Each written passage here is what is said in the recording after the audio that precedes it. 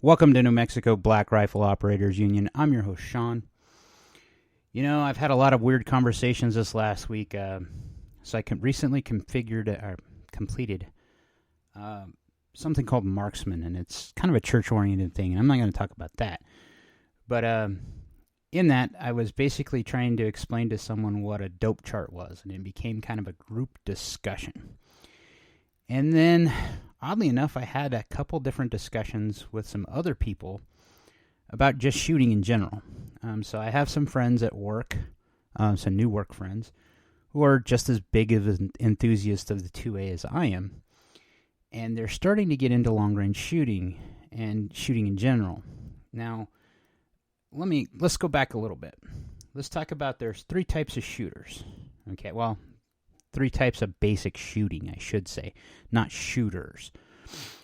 There are self-defense shooters. So these can be pistol shooters, these can be AR-15 shooters, people that shoot at a given distance from like 0 to 100 yards. Okay, 100 meters, 110 yards. Roughly that place. There you're not going to really worry about your dope chart so much because you're going to pretty much know your windage and elevation pretty quickly. Because ballistics doesn't change that much for those types of calibers at those ranges. Okay. Now, if you start getting into the weeds, though, you know, there's also those guys that shoot, I would say they're the trash can dumpsters, dumpers, the mag dumpers. They just go out to shoot, have fun. Okay. Those guys really don't care about this either. It's usually when you start talking about people that are getting really into shooting in extended distances, where you start bringing up dope charts. Now, what is a dope chart? A dope chart is a data of previous engagement, but I also know it as previous experience. I had to relive the acronym in my head, so I'm sorry. Because I've heard it multiple ways, hanging around military dudes most of my life. Now, what does it mean? It means that you've taken your gun to a range, a set caliber, whatever caliber you're using for this, and you shot it, you sighted it in at a given range, and you know what it does at that range. Then you extend it out and you test or zero at that given range for another range. And you've verified this data, this grouping, with this particular load, this particular weight, this particular type of projectile on a chart.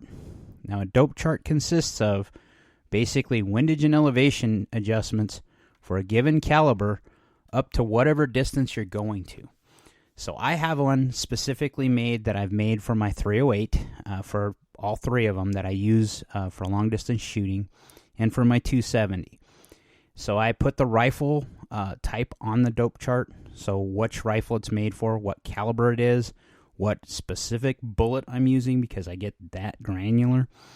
When you choose your projectile for shooting long distances, this matters because a hollow point will actually have more of a ballistic coefficient. It cause more drag. Will do different things. A round nose will do the same thing.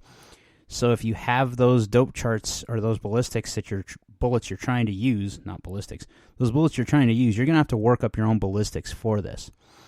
Now, when you do your own reloading or you buy ammunition consistently from the same groups and same lots, same brands, you get some basics, what I call basic benchmarks of performance. Okay. So, like for my 308, I'm going to use it as an example. I use 150 grain Hornady. Basically, it's a boat tail bullet. It depends on which style, because I've used the their super spanky one, and I've used the OTMs, the OLTs, all the other crap acronyms they try to do here. Basically, what they're talking about is that the ogive. Okay, if you don't know what the ogive is, that's the back of where the bullet tapers into a bullet, okay, or to a boat tail. Now, what is a boat tail? A boat tail is a beveled end of the projectile, okay? The idea here is that if you have a flat-based projectile, it doesn't cut the wind as well. It causes drag dynamics at the back of the bullet, and that can affect it at long distances. It also affects it with speed differentials. Okay, it doesn't cut the air as cleanly, it doesn't do it as nicely, so therefore it causes a drag or causes different things to happen behind the bullet that can affect the bullet's trajectory. Now, a lot of people will say it's not that big of a deal, and if you're a hunter, it really isn't until you start getting past 300 yards, okay? When you get up to, like, the 500-yard mark, that's where some of this starts to come into play. But really, it's extended distances. Like, I'm talking like 6, 7, 1,000 yards.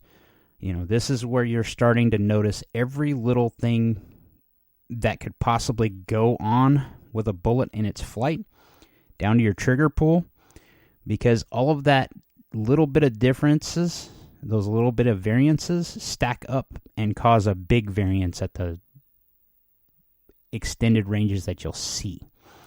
So think about it, if you move a projectile a millimeter at 100 yards, you're not going to notice it. Okay, at 1,000 yards, that millimeter could be magnified up to 10 millimeters.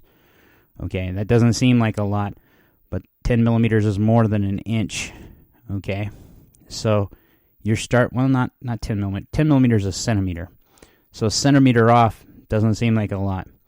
But you magnify that out to 1,000 yards, what do you got? Now you're 10 centimeters off. Okay?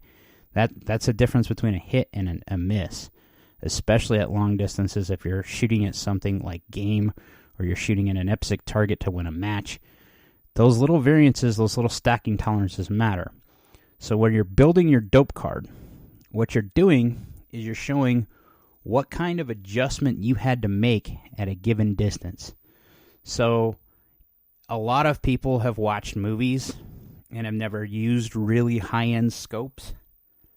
What you're doing is you're adjusting the reticle to adjust for wind drop, or for bullet drop, and for windage. Okay? For every 5 miles an hour, left or right, is a half an MOA, a half a minute of angle. If you look through a mil-dot scope, these are the scopes that have the normal crosshair scopes that the traditional hunters see, but then they have the dots that you see, the little round circles up and down, vertically and horizontally in the reticle. Now, what you use those for depends on who you're talking to, and when I say depends on who you're talking to, some guys use it to look cool because they want the high-end scope to look cool. But those of us in the know actually know how to use those dots. What we're using them for is that dot is a given size always. So we know at a set range, we're using it as a reference point to gauge distance. Now, more advanced reticles like the primary arms reticles, the Vortex reticles, they have distance gauges inside of them. If you look at the primary arms, for instance, I'm very familiar with that. They have something that looks like a ruler on one edge of the reticle. And what it's designed to do is to put it at the base of a human-sized target, and the average human is 5'10". So if you put the feet at the bottom of that reticle, or bottom line, where their head should be the distance that they are away from you. Now, why is that important? This is where you refer to your dope chart. Okay. In the primary arms reticle, if you know how to use it, you're using either the Christmas tree, which is the Stadia line, or the Christmas tree, which shows different points that you can use for reference and to use as your point of impact for the bullet. Okay. With a mil dot, what you're doing is you're using those dots, and you're covering up the target, and you know that the reticle itself, the crosshairs itself, are exactly 1 MOA wide, and your average mil dot is 3 inches, or 3 mil dots big. Okay? Now, what does that do? That means that you have a basic point of reference of how big something is at 100 yards, and when you see it covering something at, say, 300 yards, you know if it covers so much of it by ratio that it's about that distance apart. Now, where your dope chart comes into is if you know it's that far away, you can look at your chart if you have time and see if it's at that roughly that distance, how much of an elevation adjustment you're going to have to make to your scope, whether you're going to adjust it or you're going to use Kentucky windage. Now, what's Kentucky windage? If you look at adjusting your scope or doping your scope, that's what they mean by doping your scope, is adjusting it for elevation and windage when you're going to take one of these long-distance shots.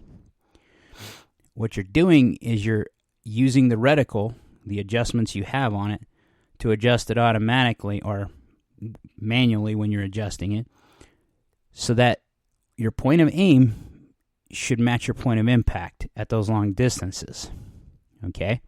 Now, Kentucky windage does something entirely different. You're using the reticle as a point of reference, and then you may be using that reticle to point totally in a different spot towards the target or at the target, above the target, or to the left or to the right of the target, because based on your dope chart and based on your experience, you're compensating just using the elevation of your rifle or elevating that reticle enough and moving it left or right enough based on what your experience is to take your shot.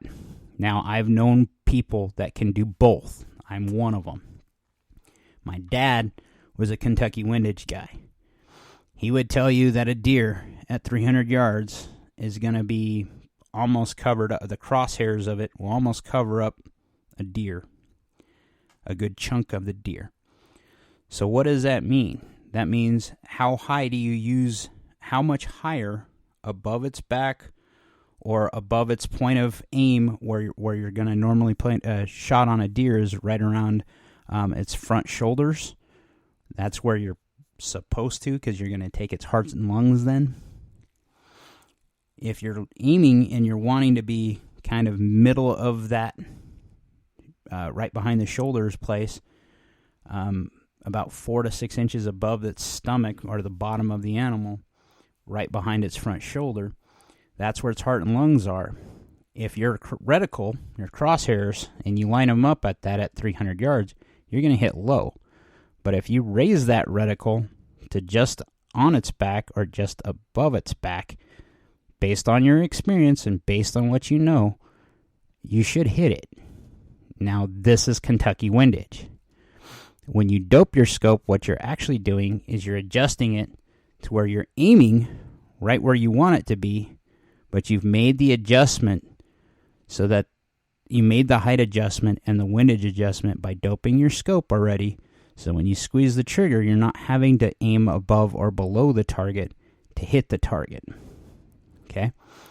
So why does this become important? It has to do a lot with you shooting long range and having these this dope history. You're basically using the experience you've had on the range where you've taken these rounds out and you've tested them and, trust but verify. You've shot at 100 yards. You've shot at 200 yards. You've shot at 500 yards. And you verified that what the books and what the internet tells you for distance actually marry up to what you're seeing on the range. And if not, you've made those adjustments by adjusting your dope card so you know what the actual performance of the round is in that given gun at any given time.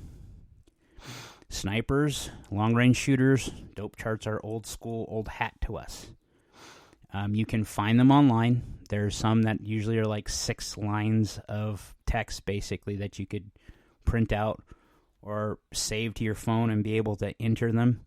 There's calculations, ballistic calculators. You can download apps that you can download to your phone to do the same thing. I'm kind of old school. I kind of prefer the dope chart. And the reason why is in today's modern world, if you were ever going to have to do this in a threat environment where they would track cell phones or track signals from cell phones, that's a dead giveaway. And if you're in like a ghillie suit or you're actually trying to hide, you probably don't want that. Yeah, that's number one. Number two, cell phone batteries die. Dope charts don't. If you have them laminated and you know what they are in your little book and you have it in your vest or you have it on you, you know what those ballistics are already for you consistently. You change them, you know them. A lot of us have memorized our dope charts for the specific gun so much we could replicate it if we had to. But why? If you can carry it in your little, most good shooters have a little pocket notebook they carry with them, and they have their dope charts according to their calibers that they're using in there. They also have reference guides on what their ballistics should do at farther extended ranges that they may not do. For instance, I've shot my 308 to 500 yards currently. Okay. At 1,000 yards, which at 500 yards, I think it's about 60 inches of drop. That's 5 foot of drop, okay, for the load. At 1,000 yards, what would you have to do to hit,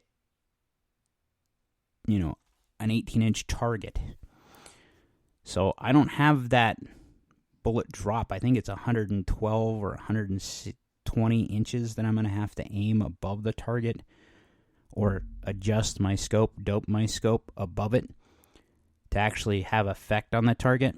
Understand also that as you get farther out in distance, that the bullet loses energy.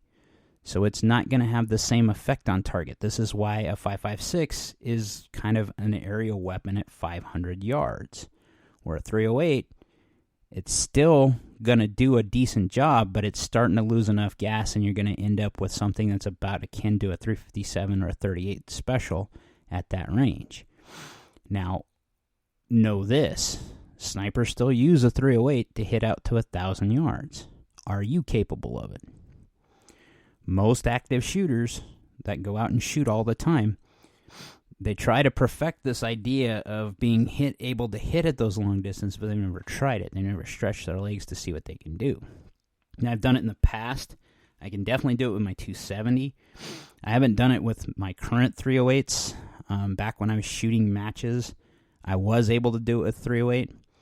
Nowadays, because I know the 308 doesn't have the legs I want it to have, I'd probably use a 300 Winchester Magnum, which has a lot more energy behind it, but has the same type of projectiles and capability of reaching out a lot farther than a 308 does. If you look at what the snipers nowadays are using, they're using 338 Lepuas and 300 Win mags. And why is that?